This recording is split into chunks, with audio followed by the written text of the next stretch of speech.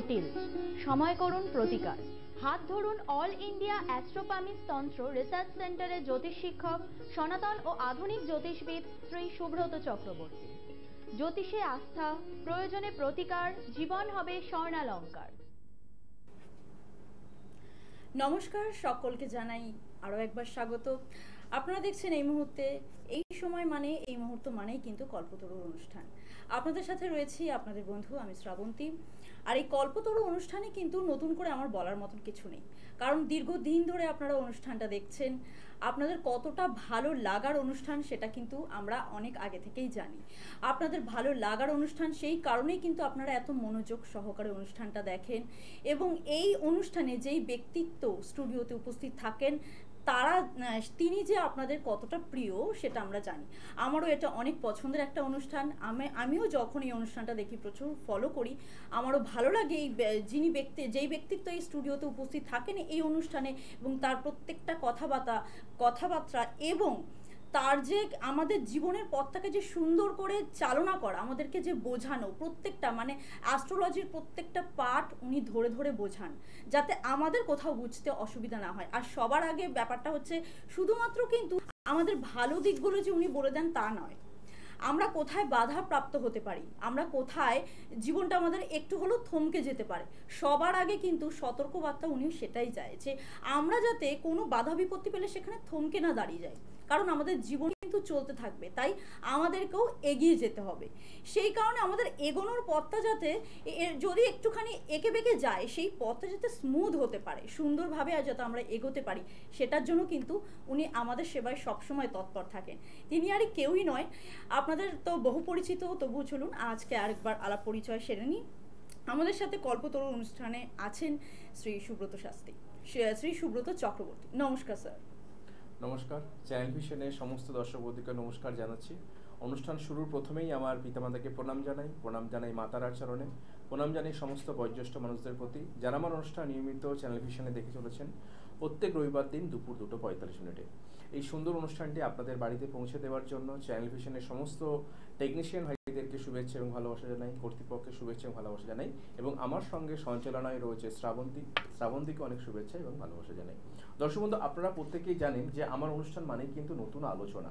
তো আজকেও আপনাদের সঙ্গে নতুন বিষয় নিয়ে আলোচনা করব, এবং সেই সঙ্গে যেটা বলার, আপনারা প্রত্যেকেই জানেন যে আমার অনুষ্ঠান যখন হচ্ছে, আপনারা প্রত্যেক রোববার দিন যখন দেখেন যে আমরা একটা নতুন সেগমেন্ট আরম্ভ করেছি যে আপনারা কোন বিষয়ে জানতে চাইছেন, অর্থাৎ আপনাদের বিষয়কে গুরুত্ব দিয়ে কিন্তু আমরা আলোচনাগুলোকে রাখবো। তো আজকেও ঠিক সেরকমই যে বিষয়টা শ্রাবন্তী আজকে অনেকে জানতে চেয়েছেন, সেটা হচ্ছে কর্মজ যোগ নিয়ে। অর্থাৎ আমাদের কর্মক্ষেত্রে বহু মানুষেরই কিন্তু বাধা ঘটে, ঠিক আছে? তাহলে সেই জন্যেই কর্মজ যোগ নিয়ে অনেকে জানতে চেয়েছেন, এবং যারা জানতে চাইছেন আমি অন মিডিয়াতে তাদের নামগুলো কিন্তু ঘোষণা করব। তো আপনারা যদি মনে করছেন যে আপনাদের কোনো কিছু বিষয় ভালো লাগে, সেই বিষয় সম্বন্ধে আপনারা জানতে চাইছেন, অবশ্যই কিন্তু আমাকে হোয়াটসঅ্যাপ করতে পারেন। আমার হোয়াটসঅ্যাপ নাম্বার 9831707058। এছাড়া আমার যে গুগল মেল রয়েছে, তো সেখানে আপনারা কিন্তু মেল করতে পারেন সুব্রত ছোটো হাতের SUBRATA7070@gmail.com। তো এখানেও আপনারা কিন্তু আপনাদের মতামতগুলোকে জানাতে পারেন। এছাড়া আপনারা কিন্তু হোয়াটসঅ্যাপ বা মেসেজ করে কিন্তু আপনাদের বিষয়গুলোকে জানাতে পারেন। আজকে আমি আলোচনা করব সেটা হচ্ছে কর্মজ যোগ নিয়ে, কর্মক্ষেত্রে বিভিন্ন ধরনের যে সমস্যাগুলো তৈরি হয় সেগুলোকে নিয়ে। এই বিষয়টা জানতে চেয়েছেন গোপাল মণ্ডল পশ্চিম মেদিনীপুর থেকে, সুপর্ণা ঘোষ শিলিগুড়ি থেকে, দেবরাজ বর্মন কোচবিহার থেকে। তো এই তিনজনের আজকে আলোচনা, এরা তিনজন কিন্তু জানতে চেয়েছেন কর্মজ যোগ নিয়ে। আজকে বিষয়টা প্রথমে বলে দিই, যেটা হচ্ছে কর্মক্ষেত্রে বহু মানুষেরই কিন্তু বিভিন্ন ধরনের সমস্যা থাকে, কিন্তু আমরা যদি এই সমস্যাগুলোকে আমরা যদি হাত গুটিয়ে বসে থাকি, তাহলে কিন্তু কখনোই সমস্যার সমাধান সেখান থেকে পাবো না। বিশেষ করে অনেক মানুষের ক্ষেত্রে দেখতে পাওয়া যায়, যখন কর্ম নিয়ে কোনো সমস্যা দেখা দিচ্ছে, তখন তারা বিভিন্ন জ্যোতিষীর দ্বারস্থ হচ্ছেন, বিভিন্ন তান্ত্রিকের দ্বারস্থ হচ্ছেন, আলটিমেটলি তারা কিন্তু ভালো ফল পাচ্ছে না। আমি আমার অনুষ্ঠানের মাধ্যমে বারবার একটা কথা বলি যে দেখুন, জ্যোতিষশাস্ত্রটা একটা বিশাল বড় শাস্ত্র। এখনকার দিনে দেখবেন পেপার খুললে, অথবা যেহেতু আমাদের সোশ্যাল মিডিয়া খুব হাতে চলে এসেছে, ফেসবুকে স্ক্রল করলে কিন্তু বিভিন্ন ধরনের জ্যোতিষীরা বলেন যে বশীকরণ আমি করে দেবো, আপনাদের কি সমস্যা রয়েছে সমাধান করে দেবো। বিষয়টা কিন্তু এত ইজি নয়। অর্থাৎ আজকে আমাদের সামনে স্মার্টফোন রয়েছে, আমরা সবাই দেখতে পাচ্ছি, কিন্তু আলটিমেটলি সেইগুলো কমেন্টস দেখলে আপনারা বুঝতে পারবেন যে সেখানে কিন্তু সব মানুষ কিন্তু বেশিরভাগ প্রতারিত। তাহলে সেক্ষেত্রে আপনাদের ক্ষেত্রে যে সমস্যাগুলো তৈরি হচ্ছে, আমরা শুধুমাত্র একজন জ্যোতিষীর কাছে যখন যাচ্ছি ন্যাটাল চার্টকে বিচার করছি, অর্থাৎ জন্মকুণ্ডলী বা রাশিচক্রকে বিচার করছি, আমরা জন্মকুণ্ডলী বা রাশিচক্রের পাশাপাশি যে বিষয়টাকে বিচার করব সেটা হচ্ছে সম্পূর্ণ চক্রম, কর্মভাবা কুবের চক্রম, তত বিশ্ব বিরিঞ্চি চক্রম। এই বিষয়গুলোকে আপনাকে মাথায় রাখতে হবে। আজকে যেহেতু কর্ম নিয়ে আলোচনা করছি, তাহলে সেক্ষেত্রে 38 নম্বর চার কর্মভাবা কুবের চক্রম এবং সম্পূর্ণ চক্রম 38 চার্ট এবং 31 চার্ট সম্পূর্ণ চক্রম, এই দুটো চার্টকে নিয়ে কিন্তু ভালো করে আলোচনা করা প্রয়োজন।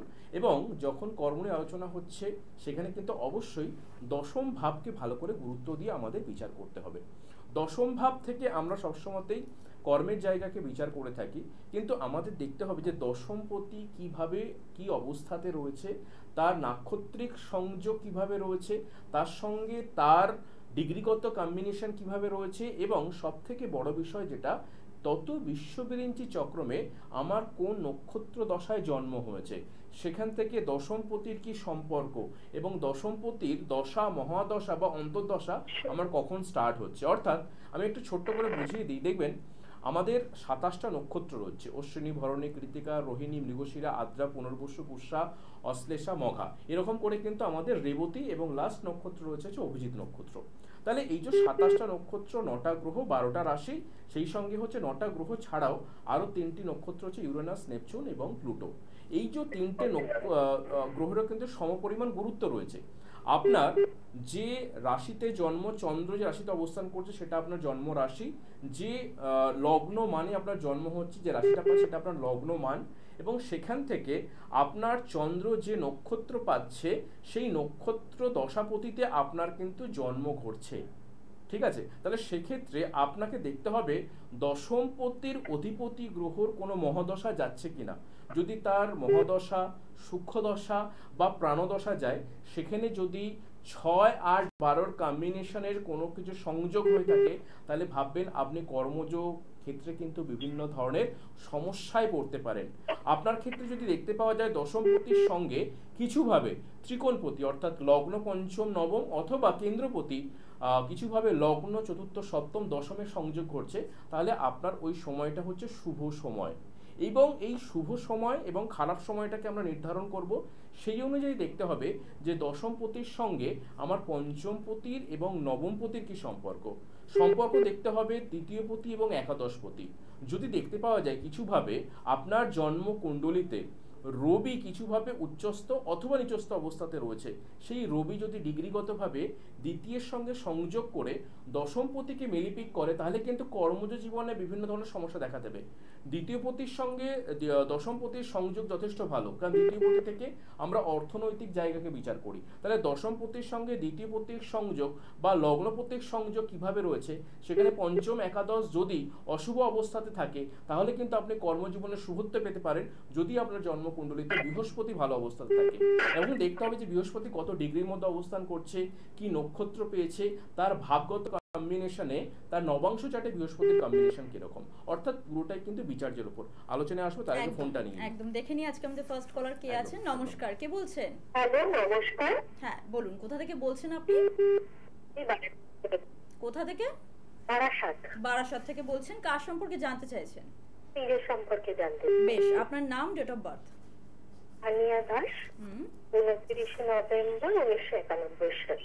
29 নভেম্বর 1991 সাল, তাই তো? জন্ম সময়, জন্মস্থান? 2:15 দুপুরবেলা কলকাতাতে। কলকাতায় জন্ম। বেশ, অনুষ্ঠান কতদিন দেখছেন? অনেক দেখছি দাদার অনুষ্ঠানটা, খুব ভালো লাগে। এই রবিবার হওয়ার কারণে সুবিধা হয়, মাঝে মাঝে এই টাইমটা দেখা হয়। মানে সবাই মানে এই টাইমটা মানে একটা অধীর অপেক্ষা, তাই তো? হ্যাঁ হ্যাঁ একদম। বেশ, কি বলছেন শুনে নিন। আচ্ছা, 29 নভেম্বর 1991, তাই তো? হ্যাঁ। দুপুর 2:15 জন্ম, শুক্রবার ছিল? শুক্রবার ছিল কি? হ্যাঁ, শুক্রবার ছিল। আচ্ছা, এই জন্ম চার্টটা কার? আমার নিজের। আচ্ছা, এটা আপনার নিজের। ওকে, আপনার শুক্রবার ছিল, আপনার লগ্ন হচ্ছে মীন লগ্ন, রাশি হচ্ছে সিংহ রাশি। জানা ছিল কি এটা?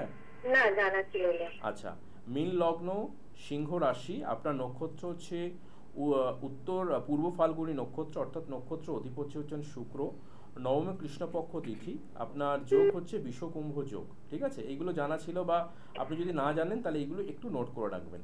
আমি প্রথমে অবশ্যই অবশ্যই দেখুন, আপনার জন্মকুণ্ডলিতে যেটা আমি দেখতে পাচ্ছি যে বুধের অবস্থান কিন্তু যথেষ্ট খারাপ। বুধ হচ্ছে কেতু নক্ষত্র অবস্থান করছে। আপনার কি কেরিয়ার নিয়ে কোনো প্রশ্ন রয়েছে দিদি? একদম, দেখুন কেরিয়ার নিয়ে যে বিষয়টা বেশি করে সমস্যা দেখা দেবে, আপনি কেরিয়ার ক্ষেত্রে কিন্তু আপনার কেরিয়ার যে একদম খারাপ সেরকম কিন্তু নয়, কারণ বৃহস্পতি চন্দ্রের একটা খুব ভালো সংযোগ রয়েছে।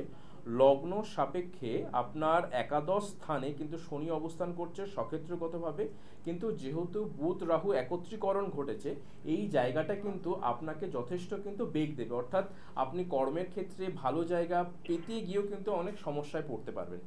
এই ধরনের সমস্যা কি চলছে আপনার? একদম, দেখুন আমি যে প্রথমে একটা কথা বললাম যে আপনার কর্মজ যোগ নেই, কিন্তু এরকম নয়, আপনার কর্মযোগ কিন্তু খুব ভালো রয়েছে, অর্থাৎ বৃহস্পতি চন্দ্রের এই জীবযোগ।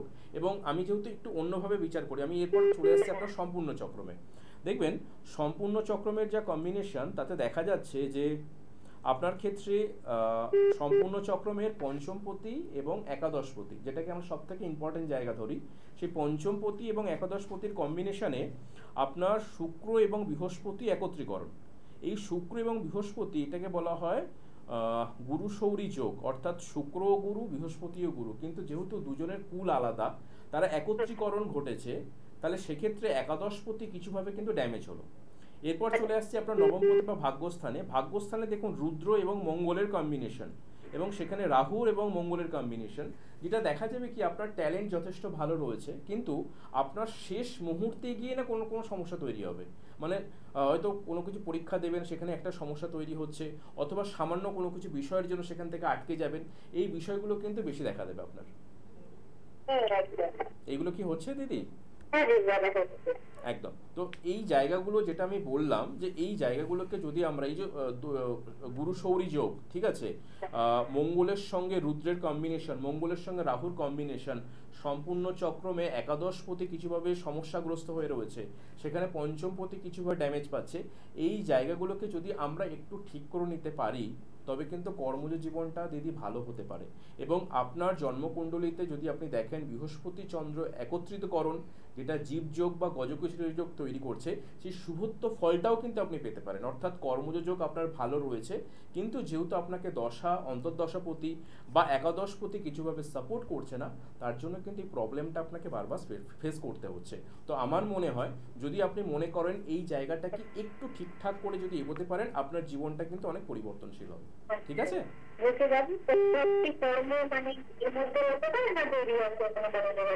আরেকবার দিদি, কর্ম কি মানে এই বছরে কি কোনোভাবে কোনো কিছু হতে পারে? অবশ্যই হতে পারে, কেন দেখুন আপনার দশা তো খুব ভালো যাচ্ছে, আপনার দশা যে খারাপ যাচ্ছে তা নয়, কিন্তু আপনাকে একাদশপতি পঞ্চমপতি সাপোর্ট করছে না।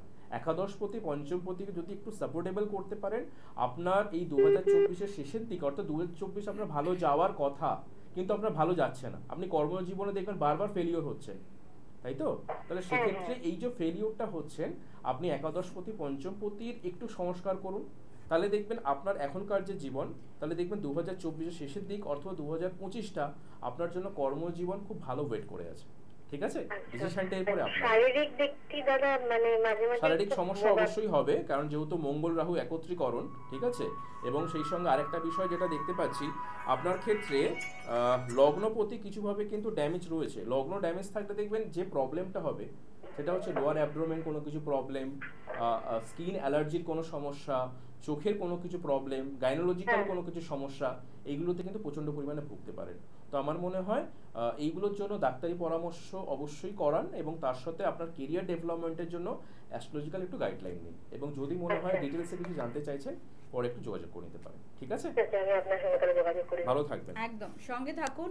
আমার মনে হয় একটুখানি আপনার যোগাযোগ করার প্রয়োজনীয়তা আছে, যেহেতু আপনার কেরিয়ার রিলেটেড প্রশ্ন আপনি করেছেন, সেই জায়গাটা যখন স্যার বললেন একটু সমস্যা আছে, আপনি একটু যোগাযোগ করুন। আপনার যদি পছন্দ হয়, আপনার যদি ইচ্ছে হয়, তাহলে স্যারের সাথে অবশ্যই যোগাযোগ করতে পারেন। যোগাযোগের জন্য আপনাকে কি করতে হবে? অবশ্যই বুকিং নাম্বারটা নোট করতে হবে। একটু নোট করে নেবেন আপনারা সকলে। বুকিং নাম্বারটা আমি বলে দিচ্ছি, 9831707333। 207-058, আরেকটা বুকিং নাম্বার 9874-207-060। এই দুটো হচ্ছে বুকিং নাম্বার। এই দুটো নাম্বারে কল করে সবার আগে আপনাকে অ্যাপয়েন্টমেন্ট ফিক্সড করতে হবে, যেটা আপনার নিয়ারেস্ট চেম্বার হবে সেখানে এসে যোগাযোগ করবেন। এবার চেম্বারগুলো আপনাদের সকলের জানাটা দরকার। আপনারা পেয়ে যাচ্ছেন সুব্রত চক্রবর্তীকে, আপনারা পেয়ে যাচ্ছেন সোমবার শ্যামবাজার, মঙ্গলবার ও রবিবার পেয়ে যাচ্ছেন গড়িয়াতে, আর বুধবারে পেয়ে যাচ্ছেন আপনারা দুর্গাপুর এবং বর্ধমানেও পাচ্ছেন, বৃহস্পতিবারে পাচ্ছেন আপনারা নৈহাটি ও ব্যারাকপুরে, আর শুক্রবার দিন অবশ্যই পেয়ে যাচ্ছেন পশ্চিম মেদিনীপুরে, শনিবার দিন আপনারা পেয়ে যাচ্ছেন বালিতে।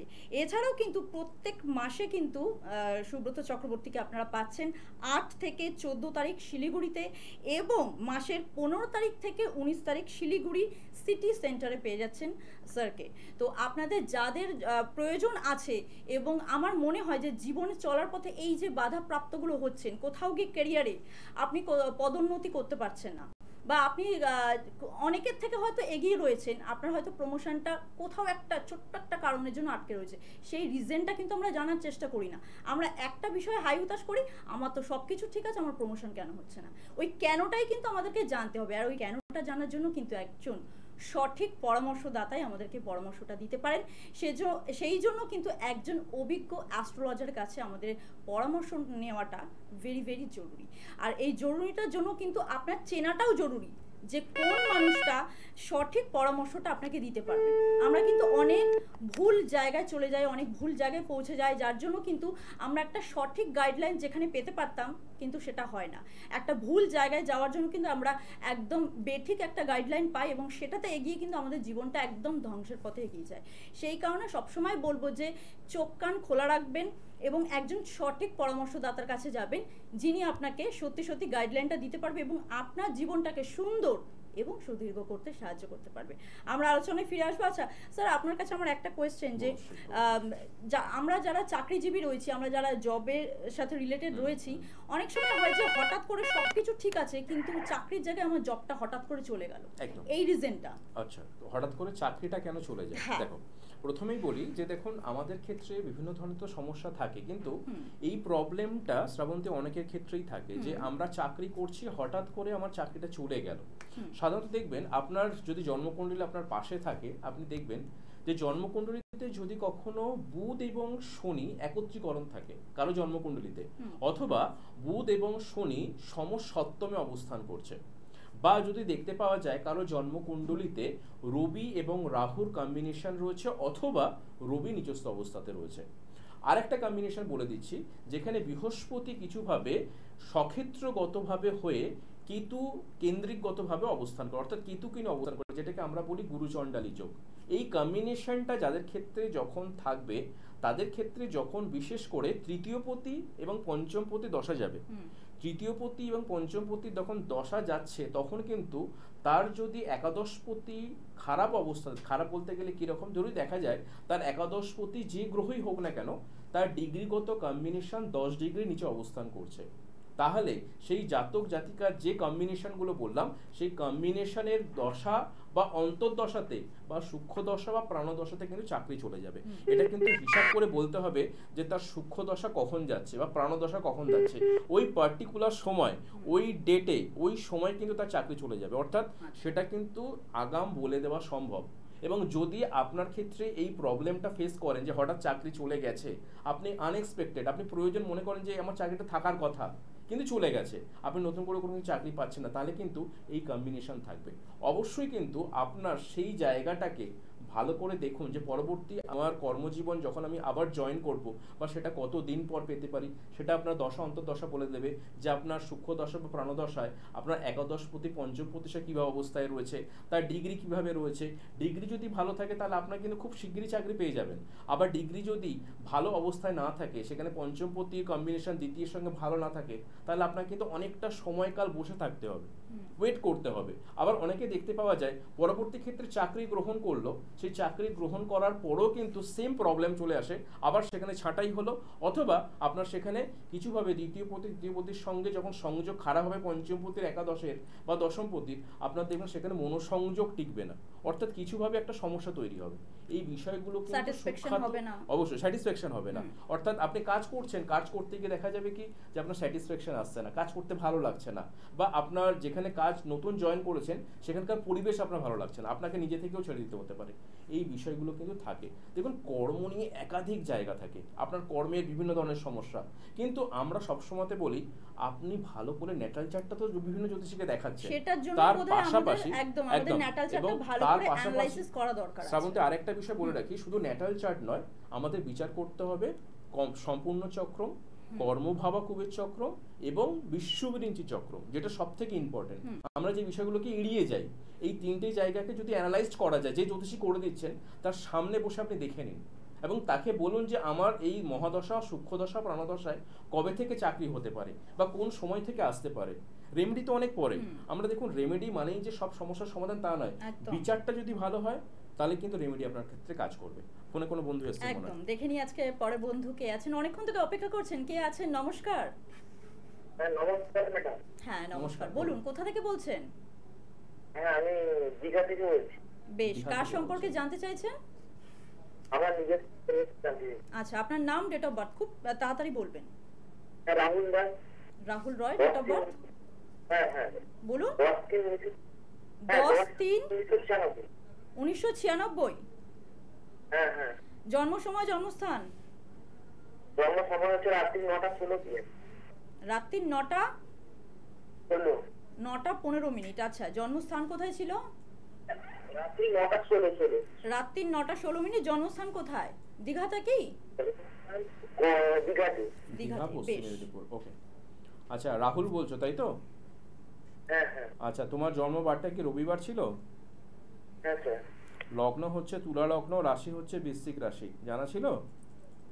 হ্যাঁ আচ্ছা, তোমার ক্ষেত্রে একটা জিনিস একটু বলে রাখি, তোমার জন্মকুণ্ডলিতে তোমার কিন্তু একটা সেম প্রবলেম রয়েছে, যেটা হচ্ছে প্রবলেমটা তোমার কর্মজীবন কিন্তু ভালো নয়। তোমার ক্ষেত্রে শনি কেতুর কম্বিনেশন স্থাপিত যোগ রয়েছে, একাধিক পরিবর্তন হবে, অর্থাৎ তুমি কাজের জায়গায় কিন্তু খুব একটা স্যাটিসফাইড নয়। তুমি কাজ করছো, কাজের জায়গায় একাধিক পরিবর্তন আসবে, কাজের জায়গায় স্থায়িত্ব সঠিক হবে না, এবং যেটা সব থেকে বড় প্রবলেম, তোমার কিন্তু মন স্থির নয়, প্রচণ্ড পরিমাণে মন চঞ্চল। ঠিক বলছি কি? একটু বলো, আমাকে শেয়ার করো। হ্যাঁ স্যার, এখনো জব সেরকম হয়নি, চেষ্টা করছি। আর মনটা চলছে। মনটা চঞ্চল, এই যে দেখো মনটা চঞ্চল সেটা তো আলাদা ব্যাপার, কিন্তু মেন ব্যাপারটা হচ্ছে ভাই কর্মজীবনে একটা প্রতিষ্ঠা তো প্রয়োজন, এরম ভাবে তো চললে হবে না। তাহলে যদি মনে করো, তাহলে তোমার গার্জেনকে সাথে করে নিয়ে একটু বলো তোমার যে স্থাপিত যোগটা রয়েছে, স্থাপিত যোগের একটা স্থায়ী প্রতিকার করতে। দেখো, যে কোনো যোগকে আমি সবসময় বলি, অনেক জ্যোতিষী একটা ভুল কথা বলেন যে কোনো যোগকে কাটানো যায়। আপনারা সবসময় মনে রাখবেন, আমরা যেরকম শুভ যোগ নিয়ে জন্মগ্রহণ করি, অশুভ যোগ আমার সাথে থাকে, তাহলে শুভ যোগের শুভত্বটা যেরকম পাবো, অশুভ যোগটাও কিন্তু আমাকে ভোগতে হবে। তাহলে অশুভ যোগটা কেউ কাটাতে পারবে না, সেটাকে আমরা কিন্তু প্রশমিত বা খণ্ডন করতে পারি। তো এই জায়গাটাকে আমি যেটাকে বলতে পারি যে তোমার ক্ষেত্রে শনি কেতুর কম্বিনেশন যে স্থাপিত যোগটা হয়ে রয়েছে, এই জায়গাটাকে প্রশমিত করো, দশম ভাবটাকে একটুখানি স্ট্রং করো। তাতে কি হবে বলো তো, তোমার কর্মজীবনটা ভালো হবে। তোমার কর্মজীবন যথেষ্ট খারাপ রাহুল, অর্থাৎ তুমি একাধিক পরিবর্তন পাবে, মানে এক জায়গায় কাজ স্থির হবে না, একটা কাজ করতে করতে অন্য জায়গায় আবার চলে যাবে, কাজে মন বসবে না, এই বিষয়গুলো কিন্তু হবে। তো তুমি পঞ্চমপতি, একাদশপতি এবং বিশেষ করে বৃহস্পতির একটা প্রতিকার রেখো, বৃহস্পতি এবং বুধের, ঠিক আছে?